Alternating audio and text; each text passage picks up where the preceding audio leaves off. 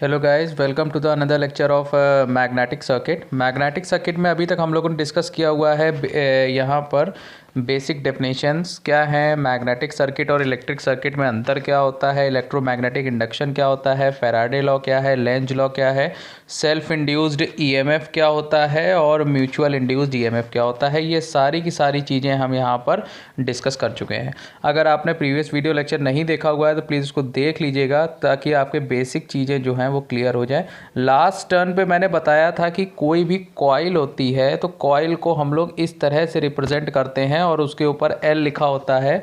इस L का मतलब होता है इंडक्टेंस होता है, और इंडक्टेंस क्या होता है, जो कि करंट के चेंज को अपोज करता है। किसी भी सर्किट में अगर करंट चेंज हो रही है तो उसको अपोज करने का काम इंडक्टेंस करता है।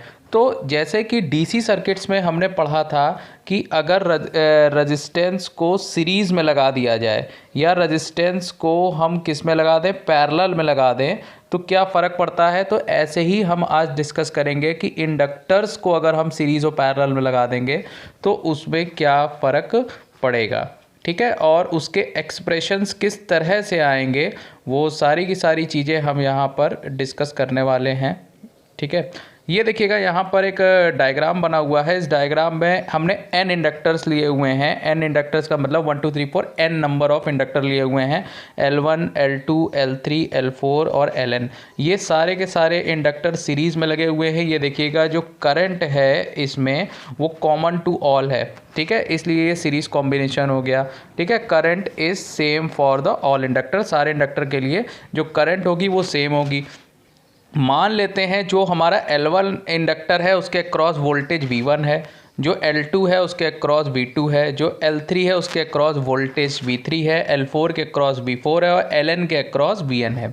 ये हमने मान लिया है। लास्ट टर्न पे हमने बताया था कि किसी भी इंडक्टर के अक्रॉस जो वोल्टेज होता है V, वो होता है L इंटू di/dt। अगर आपको नहीं पता है तो प्लीज़ प्रीवियस वाला लेक्चर देखिए, वहाँ पर मैंने इस एक्सप्रेशन को डेराइव भी किया हुआ है। किसी भी इंडक्टर के क्रॉस जो वोल्टेज होता है वो L di/dt के बराबर होता है। ठीक है, अब इस वाले लूप में मैंने मान लिया कि जो सप्लाई लगी हुई है वो V वोल्ट की लगी हुई है। अगर इस वाले लूप में मैं KVL लगाऊंगा तो आप लोग को पता है KVL का मतलब क्या होता है। KVL में जो सप्लाई वोल्टेज होता है वो इन सारे वोल्टेजेस के सम के बराबर होगा। ठीक है, सप्लाई वोल्टेज इसके सम के बराबर होगा इस वाले लूप में आप KVL लगाएंगे जब। ठीक है, तो अगर इस लूप में KVL लगाएंगे तो यहाँ पर V बराबर आ जाएगा V1 plus V2 plus V3 plus V4 plus S1 Vn। ठीक है, अब यहाँ पर एक चीज़ ध्यान से रखिएगा कि V बराबर मैंने बताया था इंडक्टर के क्रॉस जो वोल्टेज होता है वो L di/dt रहता है। पूरे सर्किट के लिए di/dt क्या रहेगा, सेम रहेगा। क्यों? क्योंकि करंट की वैल्यू पूरे सर्किट के लिए क्या है, सेम है। ठीक है, सीरीज सर्किट है, सीरीज सर्किट में जो करंट की वैल्यू होगी वो क्या होगी, सेम होगी, इसलिए di/dt की वैल्यू क्या रहेगी, सेम रहेगी। अब यहाँ पर चेंज क्या होता रहेगा, चेंज केवल L होता रहेगा। ठीक है, अगर कहीं पर V1 लिखा हुआ है तो हम L1 का इस्तेमाल करेंगे, अगर कहीं V2 लिखा हुआ है तो हम L2 का इस्तेमाल करेंगे, इस तरह से। बाकी di/dt क्या रहेगा, सेम रहेगा। तो ये सारी वैल्यूज़ यहाँ पर हम पुट कर देते हैं। V बराबर V1 plus V2 plus V3 plus Vn, ये KVL लगाया है हमने यहाँ पर। तो यहाँ पर V1 की जगह हम कितना लिख सकते हैं, L1 di/dt, V2 की जगह लिख सकते हैं L2 di/dt, V3 की जगह लिख सकते हैं L3 di/dt, V4 की जगह L4 di/dt और Vn की जगह हम लिख सकते हैं Ln di/dt। तो यहाँ से आप देख सकते हैं कि di/dt यहाँ से क्या आ रहा है, कॉमन आ रहा है, और V बराबर हो जाएगा L1 plus L2 plus L3 plus S1 Ln।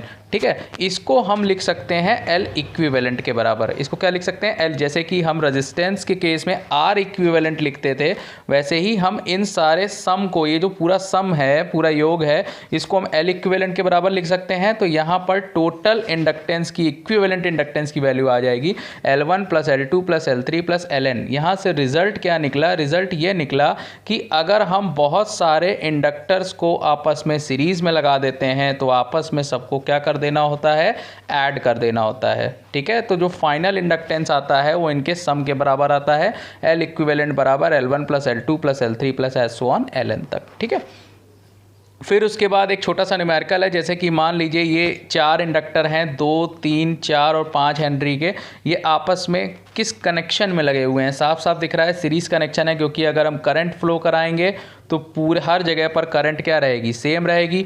तो इन चारों को हम क्या कर सकते हैं, ऐड कर सकते हैं। 5, 4, 3 और 2 को ऐड करेंगे तो यहाँ पर आंसर आ जाएगा 14 हेनरी। याद रखिएगा जो इंडक्टेंस की यूनिट होती है, लास्ट टाइम पर हमने डिस्कस किया था, हेनरी होती है। ठीक है, तो ये हो गया सीरीज़ कनेक्शन। अब बात करते हैं पैरेलल कनेक्शन की। अब पहले तो एक्सप्रेशन समझ लेते हैं। यहाँ पर हमने लिखा था वोल्टेज जो इंडक्टर के क्रॉस होता है वो होता है V बराबर L di/dt। तो यहाँ से अगर हम di की वैल्यू लिखेंगे तो di बराबर आ जाएगा 1/L इंटू VDT।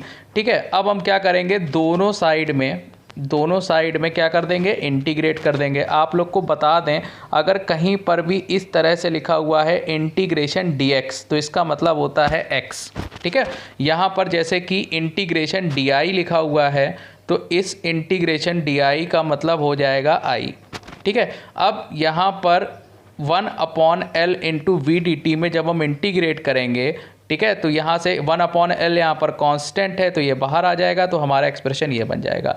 तो किसी भी इंडक्टर के अक्रॉस जो वोल्टेज होता है वो होता है L di/dt, और किसी भी इंडक्टर के अक्रॉस जो करंट होती है वो होती है 1/L into integration of VDT।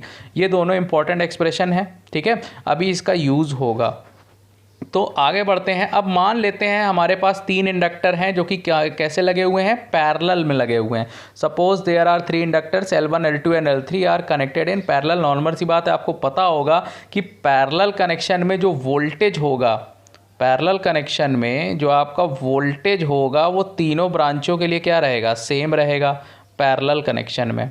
ठीक है, लेकिन करंट्स क्या रहेंगी, डिफरेंट रहेंगी। मान लेते हैं पहली ब्रांच में I1 है, दूसरे में I2 है, तीसरे में I3 और टोटल करंट जो है वो I के बराबर है। तो अगर हम KCL की बात करेंगे, अगर हम KCL लगाएंगे इस वाले पॉइंट पर तो I बराबर आ जाएगा I1 plus I2 plus I3। जितनी भी ये आने वाली करंट है और ये तीनों क्या है, जाने वाली करंट है। आने वाली धारा का योग बराबर जाने वाली धारा का योग, तो ये तीनों करंट्स क्या हो जाएंगी, आपस में बराबर हो जाएंगी। ठीक है, I बराबर यहाँ से हो जाएगा I1 plus I2 plus I3। ठीक है, अब यहाँ पर अभी मैंने थोड़ी देर पहले जस्ट बताया है कि यहाँ पर जो किसी भी इंडक्टर के क्रॉस वोल्टेज जो होता है वो L di/dt होता है, और जो करंट होती है वो होती है 1/L इंटीग्रेशन ऑफ VDT के बराबर होता है। ठीक है, तो यहाँ पर इसी का एक्सप्रेशन का यूज़ करेंगे। I1 बराबर हम लिख देंगे 1/L1 इंटू इंटीग्रेशन VDT। अब यहाँ पर एक चीज़ देखिएगा, एक कॉमन बात है, क्योंकि यहाँ पर तीनों ब्रांचों में वोल्टेज क्या रहेगा, सेम रहेगा। तो इसीलिए हमेशा हम तीनों एक्सप्रेशन में वोल्टेज V1, V2, V3 ना इस्तेमाल करके सिर्फ और सिर्फ किसका इस्तेमाल करेंगे, V का इस्तेमाल करेंगे। लेकिन यहाँ पर इंडक्टेंस डिफरेंस है, तो I1 बराबर आ जाएगा 1/L1 इंटीग्रेशन VDT, I2 बराबर आ जाएगा 1/L2 इंटीग्रेशन VDT, और I3 बराबर आ जाएगा 1/L3 इंटू इंटीग्रेशन VDT। आप इससे कंपेयर कर सकते हैं। ठीक है, ये एक्सप्रेशन I का होता है करंट का इंडक्टर के cross 1/L into integration VDT। ठीक है, उसी का हमने यहाँ पर इस्तेमाल किया हुआ है, और पूरे तीनों एक्सप्रेशन में वोल्टेज क्या है, सेम है। सीरीज़ कनेक्शन में करंट सेम थी और पैरेलल कनेक्शन में वोल्टेज सेम है। तो यहाँ पर वैल्यू रख देंगे इस वाली इक्वेशन में। जब हम वैल्यू रखेंगे तो यहाँ पर तीनों वैल्यूज़ रख देंगे। ये I1 की वैल्यू है, ये I2 की वैल्यू है, और ये जो वैल्यू है ये I1 की है, ये वैल्यू I2 की है, और ये वैल्यू I3 की है। I1 की वैल्यू हम यहाँ से रख देंगे, I2 की वैल्यू यहाँ से रख देंगे, और I3 की वैल्यू यहाँ से रख देंगे। ठीक है, तो यहाँ से इंटीग्रेशन ऑफ VDT यहाँ पर फिर से क्या आ जाएगा, कॉमन आ जाएगा, और ये एक्सप्रेशन बचेगा 1/L1 plus 1/L2 plus 1/L3। इसकी जगह पर हम इसको लिख सकते हैं 1/L इक्विवेलेंट। ठीक है, तो यहाँ पर टोटल वैल्यू आ जाएगी 1/L इक्विवेलेंट की 1/L1 plus 1/L2 plus 1/L3। जैसे कि आपने रेजिस्टेंस में पढ़ा था कि रेजिस्टेंस में वैल्यू 1/R इक्विवेलेंट की value 1/R1 plus 1/R2 plus 1/R3 होती है, उसी तरह से यहाँ इंडक्टेंस में जो वैल्यू होती है वो 1/L इक्विवेलेंट बराबर 1/L1 plus 1/L2 plus 1/L3 के बराबर होती है। ठीक है, अगर यहाँ पर आप कंपेयर कर लेते हैं, यहाँ पर अगर सीरीज़ कनेक्शन की बात करते हैं तो सीरीज़ कनेक्शन में यहाँ पर जो करंट होगी वो क्या रहेगी, सेम रहेगी, और टोटल जो एल इक्विवेलेंट आएगा वो L1 + L2 + L3 आ जाएगा। ठीक है। और पैरेलल कनेक्शन में हमारा वोल्टेज क्या रहेगा, सेम रहेगा तीनों ब्रांचों के लिए, और इसका जो एक्सप्रेशन आएगा वो आएगा 1/L इक्विवेलेंट बराबर 1/L1 + 1/L2 + 1/L3। ठीक है। अगर आपको ये वीडियो अच्छा लगा हो तो प्लीज़ नीचे कमेंट करिए और लाइक करिए। Thank you so much.